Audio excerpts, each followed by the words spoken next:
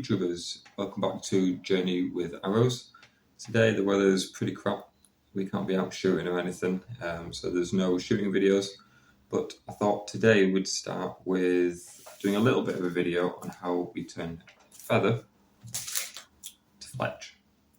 And so we're going to give a little bit of a demonstration on how I do it. There's probably many ways of doing it, various ways of cutting and things. But I'm going to show you what works for me, what seems easiest and quickest, and hopefully for anybody that's looking for a little bit of information on how to turn feathers to fletches, you can get an idea as to how to create something like this, and hopefully you can take something from it. So let's crack on. So in regards to equipment, what you're going to need, obviously a feather. Turkey feathers are pretty long. You've got quite a lot to work with. Obviously this depends as to how big a fletch you want to make. If you're wanting to make a fletch that's the full length of the feather, if you're making mantua arrows, or if you're just making shorter fletchings, it's entirely up to yourself. So obviously you need to find a turkey feather that has, if you want to use the whole thing, a good quill. This one's a little bit damaged at the front, that's not too much of an issue, especially when we're cutting down and shaping this anyway. Unless you wanted big fletchings, it's entirely up to yourself. But grab yourself a feather or a pile of at least 3 if you're planning on making an arrow, or 2 if you want to make 2 fletched arrows or 4 fletched arrows. Other than that, you are going to need a nice sharp knife. Now I use a whittling knife. This is incredibly sharp. It is the same one that I stuck through my finger and had to have stitches in. Be careful around sharp knives, kids. Get yourself a sharp knife. Also, if you've got one, a craft roller cutter, like a pizza wheel. These things make life so much easier, and they're a lot narrower than certainly my knife. So either a Stanley blade, a roller cutter, a whittling knife, anything sharp, ideally thin, because you're going to get a nice cleaner cut down the centre of the quill. A file. I had a file somewhere. Where's my file going? Here we go. A file. And other than that, I mean, I use my clamp from my fletching jig. This works quite well when it comes to just filing down the bottom and sanding them flat. So that's handy because you don't damage the quills whilst you start there filing. So that comes in handy. And a pair of scissors. You only need to use the scissors once. But yeah, that's what you're going to need. Sharp knives, a file, and a set of scissors. And we shall crack on. We'll start with step 1, and we'll take it from there, guys. We'll show you what we're going to need to be doing. So first of all, recommend also you're going to need a chopping board, a good cutting mat, one that's not going to damage your surfaces. You don't want to be putting knives through your mum's kitchen table or your own kitchen table or whatever. So get yourself a good sturdy cutting mat as well. Now with fletchings, like I said, I'm sure there's many ways of cutting these and prepping the fletching. I'm sure people have various methods and people have their own preferred method. This is a method that I know, which is the way that I've just taught myself. And I find that it works for me. Now, the quill is quite thick on a turkey feather, which poses some issues in regards to kind of fletching initially, of which I haven't seen with the likes of other feathers that I've used, such as the pheasant feathers. Which let me just grab one, I should show you for you. So pheasant feathers actually have quite a narrow quill here, so when it's cut down, apart from filing it so that it sits flush with the arrow shaft, it's quite symmetrical both sides with the thickness of the quill down there. Unlike that of the turkey feather. So a turkey feather is quite a stocky quill. Can we get a good light on this? There is a fair bit of thickness here, and there's a lot more thickness down here. Let's bring this light over, I can show you that a bit better. There we go. So this wall down here we're going to have to sort and deal with. So we can bring that back so it sits flush on an arrow shaft. This side's not too bad. So first of all we're going to do is remove this end bit. There isn't really well, not that I know of, I haven't yet discovered a clean way of doing this, other than just to get a nice chunk of scissors. They are hefty, they're very thick quills, so get a good brace, give it a chop, so that you're left with that. At this point then, all I generally tend to do, just to make life easier for cutting with a wheel, carefully with your knife, just remove these little bits of down, just so that you can see where your blade's going to be, so that you're not going to end up cutting your fingers if you can't see it. So you just clear that up. And then what does work well is that these quills just have a ridge that runs all the way up to the tip of the feather. So all we're going to do now is take our roller cutter, and we're just going to follow the guideline basically all the way up and get a nice clean cut on there.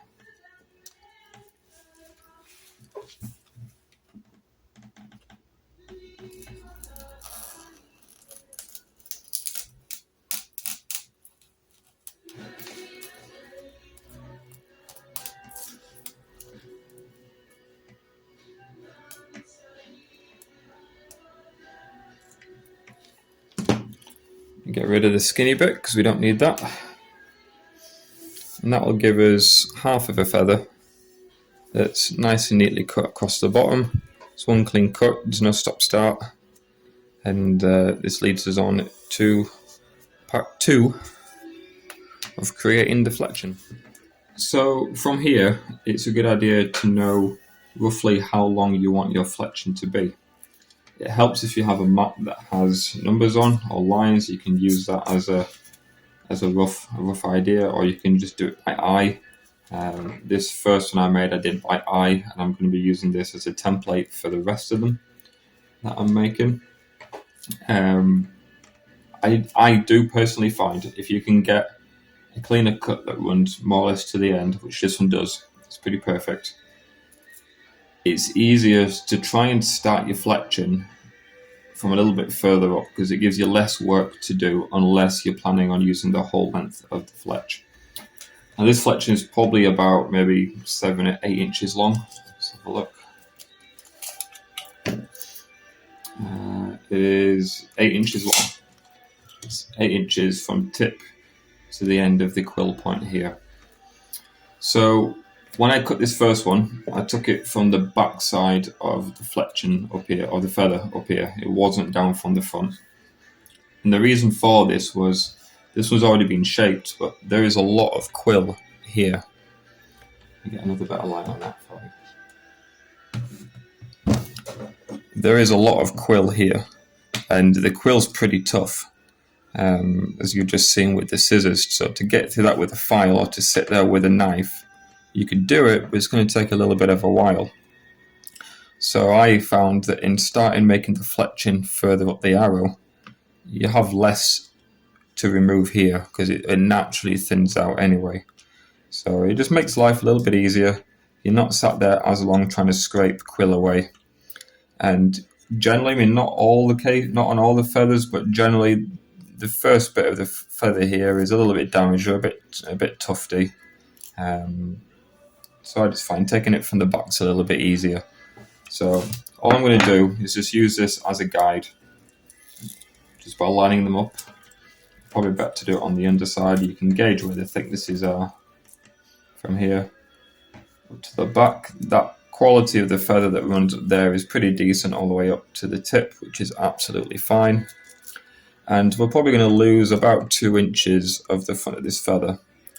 Now, what I like to do, just to give myself a little bit of leeway in regards to space, and if I need to make any adjustments, although my fletching that I've already made starts from here, I'm actually going to cut the feathers away from about here to begin with, because what that'll do, it gives me a little bit of space to work with to actually start filing this down. And if I mess it up, I've still just got a little bit more that I can take back, and it's not cutting it any shorter than the feather that I've already made. So all of this we're going to get rid of. For a first time feather, I mean, without having one, I'd literally just looked at this and thought, I quite fancy a fletching about this length, and just went through the same process. Remove this, you can take that away. This is where your nice sharp knife comes in handy. you can come all the way down and you can get rid of that. So that's going to be gone. Now, as I said, my fletching step will start just before that, maybe about half an inch, quarter to half an inch before that. So it's not going to start until about here. So all I do at that point, just to give myself a little bit of an idea, is just to come in ever so slightly. I don't take out all the fletching because I want to know where I'm going to be starting. Just give myself a little bit of leeway and just cut out a notch there. Now, I know from looking at that, all this is surplus to requirement. That could be gone. This is where I want my fletching to start. And this is where I'm going to be roughly looking to start filing down to get a nice taper from the quill to the arrow shaft. The rest of everything up here is pretty decent so far, to be honest with you. So we'll cut this off, we'll start tapering, and then we'll get it into the jig, which will allow us just to file this down, because this is all full of crap that's in there as well. So if we can get that more flush to the arrow shaft, then we're probably going to come up with a better looking arrow as well. I do apologise for the lighting here, guys. It's not great. It is the middle of the day. The curtains are open. The ceiling light is on, and we have our lamp on as well. So it's not a very bright and sunshiny day today. So, yeah, we can get rid of this bit. We'll chop that off. Like so. And then you're just going to get your nice sharp knife. Remove that bit off from there. I could probably take that down just a little bit less as well, to be honest. There we go. Now, what I tend to do at this point, before filing down the taper from the fletch to the arrow shaft here, is that I'll actually take my knife and I'll scrape using the point.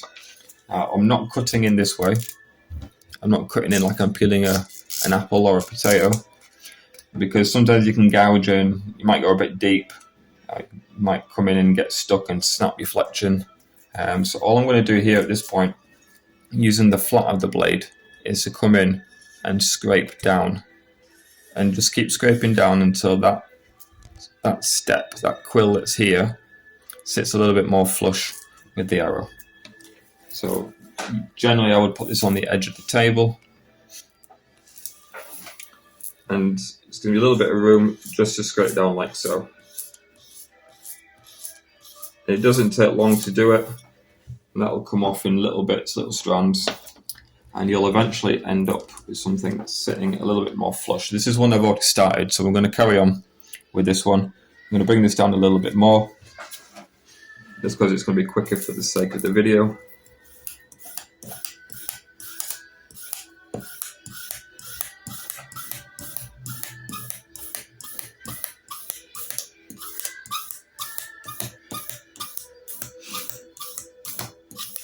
One thing I do love is working with natural materials. It's easy to go and buy fletchings out of a packet. There's nothing wrong with doing that. I've got arrows which have been fletched with packet fletchings before now.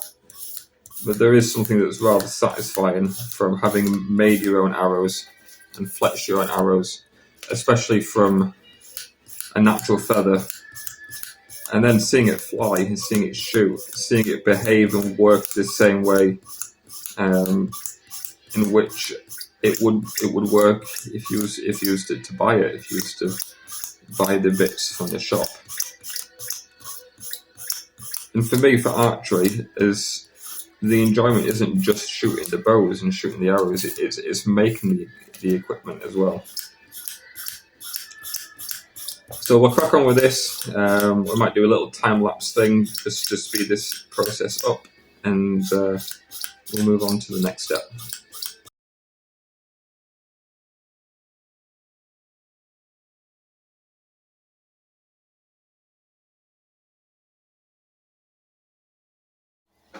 Okie dokie. So once you've done that bit, and you've created a nice smoother line down the side here and removed some of that quill wall out of the way, this is where I generally find that it's a good idea just to grab your your clamp from your fletching jig, if you have a fletching jig. If you don't have a fletching jig, I'm not sure what you could use at this moment. Maybe 2 blocks of wood and some elastic bands. Anything that just gives you a little bit of a purchase to place that fletching in. It just gives you a little bit of an edge that you can use to work this side of the quill down without having to interrupt or damage your actual feathers of your shaft. Now, all I do at this point is take my file and just run it up and down the length of the quill here. So that's going to smooth out all these bumps and little bits of grit that's in there. We have got a really clean cut there from using the rotary cutter, which is handy, a lot cleaner than what you're going to get if you use a knife and split it down the middle. You can use a knife to split it down the middle. I would advise be very careful, watch your fingers, go slowly, because it's easy, especially with smaller feathers, if you're not using turkey feathers, to kind of go a bit skew if and cut into the feather or cut it short. So just be careful with that. I'm just going to use a file. We're going to get rid of some of that crap that's in there and file this down a little bit flatter as well. It's fairly flat in a way because we've come towards the back end of the feather here.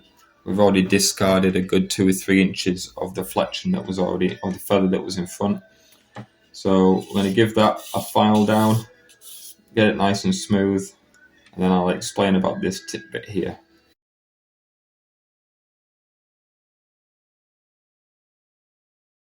You want to be making sure, guys, is obviously you're getting a nice smooth level layer across the top, but also you'll see if you look on your jig, it's finer here than it is up here, in the sense that as much as you're tapering to get level here, you've got also a little bit of a wall on both sides. Providing your fletching is tucked into the jig, which it is, you can see how much of a step you have here. So this gives you a really good purchase to be able to actually file down flush with the jig that's there as well. So you know that this here you can remove, and you can bring this down so that it sits flush both sides with the jig. So it's a good idea not just to do the top, but also to come in on a slight 45-degree angle and get rid of the corner and go back to the top and bring this back down.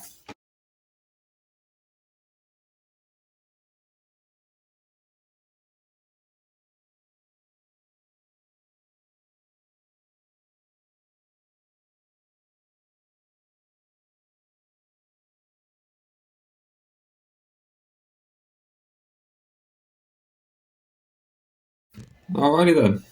So once we've done that, you'll find that your feather is a lot easier to kind of bend and straighten out. Prior to doing that, you'll find that your feather will pretty much want to stay in that bent shape, in that wing shape. So after removing some of that sidewall, it makes it a lot easier to be able to straighten that feather out, which obviously comes in handy. So the next step, what I do on my fletchings, is I like to leave a little bit of a step here. And the reason for that is that when this sits up against the arrow shaft, say my file is my arrow shaft here, it allows me to provide a little bit of quill in order to put my ties around my arrow shaft. Now, not everybody ties their arrow shaft on and their fletchings onto the arrow shafts. They might just stick them on, which is absolutely fine. There's no problem with that. I would still say to put a little bit of a quill here that you can file down so that you don't get a step. More so when you take your shot, providing your knocking point is fixed right, you're not going to get any slap from the point where your fletching is connected with your arrow shaft, where it's going to be hitting your hand or your bow as it passes. So either way, I would leave a little bit of a step here that gives you space to file down so that you can get a nice clean taper from your fletching to your arrow shaft, so it just kind of transitions into one nice and smoothly. But also I like to tie the front of my fletchings, sometimes the back. We're not going to be doing that on these, but I like to tie the front of my fletchings onto my arrow shaft as well. So this gives me a space where I can tie without actually squishing the fletchings down. So on the one that we did earlier, I've got space here to tie. and my fletching is totally undisrupted as well. So that's why I like to do that. So for this bit, you're going to need your file again.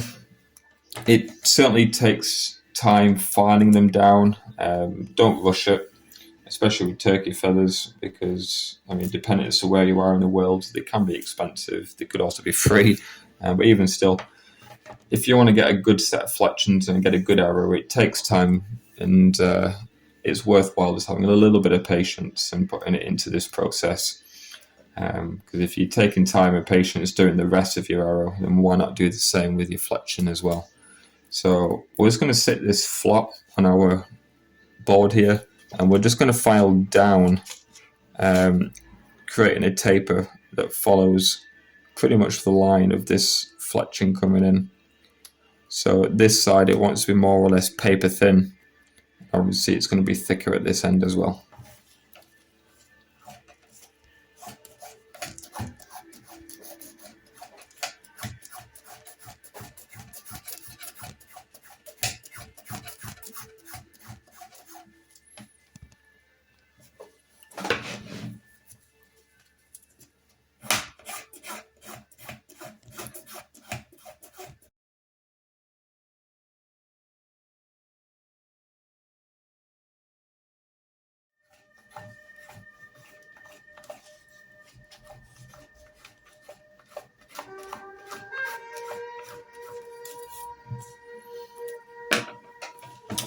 So then guys, once we've done that, we filed it down, you'll end up with a nice taper that comes down here. So it starts thick and it gets thinner, which means when it sits up against an arrow shaft here, you're not going to get a step, which is what we want. And pretty much then, from then on, once we've filed down the side wall and we've filed down that bit and we're happy with this bit, it's just a case of shaping the fletching, which is where our roller cutter comes in handy. So the first one I did was cut by eye. Ideally, you want to get a template or make a template so you can just trace around the template. I don't have one, so I'm going to do my best to replicate this by using this one as a stencil, which I'm hoping I'm not going to cut through, but I think we should be able to wing it. No puns intended there. We'll just line them up. A little bit of leeway here at the beginning because we gave ourselves some space to work with. Let's see if we can match this as close as we can.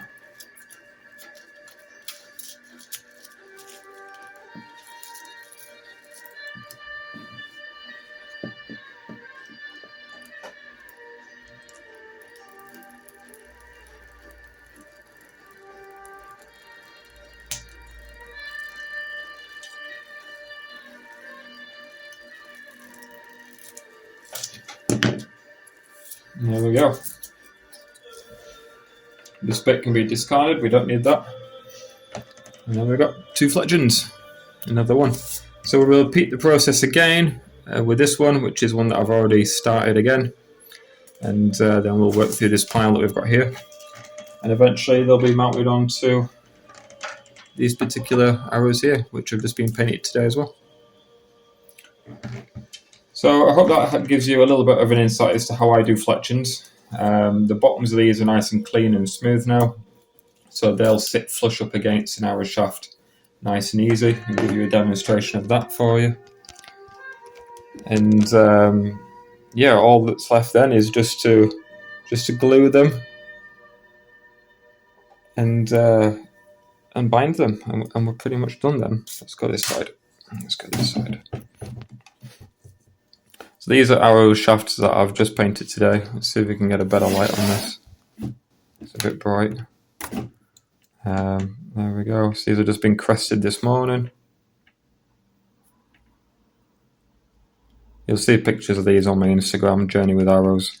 If you follow me on Facebook, you'll see it on there as well. But yeah, these will be mounted. I'm probably going to butt these right up to the knocking point, I think, at the top. As you can see here, that step is nice and flush. It comes down. You could probably take that down a little bit more, but it's fine. You're not going to get a 90-degree wedge in there, which is what you don't want. And then this will be mounted all the way up to the back side up here as well. So obviously that'll go on a fletching jig. Will be mounted onto that. So guys, thank you very much for sticking with us on this episode of Journey with Arrows. So yeah, a little bit of a different video for you guys. Not a shooting video today, but something that might be a bit productive for those of you that want to try and build your own arrows and fletch them. Hopefully you managed to take something from it. If people have a better way of doing this, then do let me know.